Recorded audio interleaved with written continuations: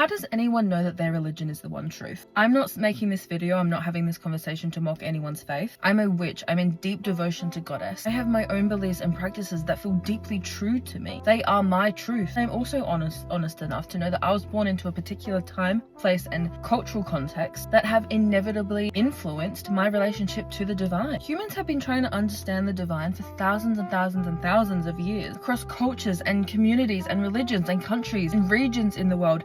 Everyone has an idea or a different belief in what the divine is. We've created myths and rituals and stories and temples to make sense of where we've come from, why we're here, what happens when we die, and what exists beyond what we can see. And some of those traditions and rituals have been lost to time. Some are still around and being practiced today. Some were absorbed into other religions and belief systems. Some were violently suppressed and completely erased from the planet. So when someone tells me with absolute certainty that their God or their goddess or their belief of the divine is the one truth, my one question is, how do you know? I don't need to believe that everyone else is wrong for my relationship to Goddess to be meaningful and true to me. I can be deeply devoted to my own path while staying curious and respectful of the paths other people have taken. Maybe God is exactly what your religion says. Maybe Goddess is. Maybe there are pieces of truth scattered through all of our beliefs. How beautiful would that be? But none of us, and I can humbly say as a human being, none of us know the whole truth, and we never will. I don't know, you don't know, and I've become comfortable with that, with not knowing. I know my truth, I know my beliefs,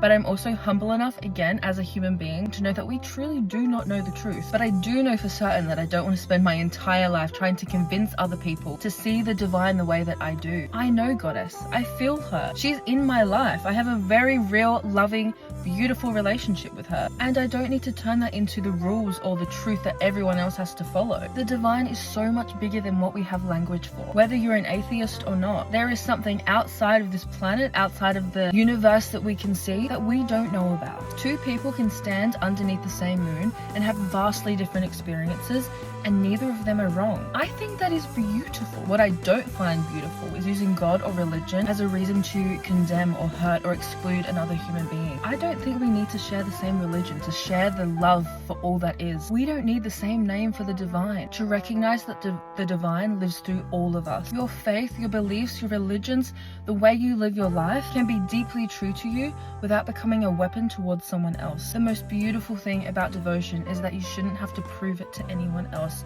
if you know it's true within your heart. People are on their own paths, and we need to stop trying to force people onto our paths. And I hope we can all find the love and the respect in ourselves to allow people to live their own paths without telling each other that we're wrong or that our beliefs aren't the one truth. And I think it's beautiful that we all have our truth. Your devotion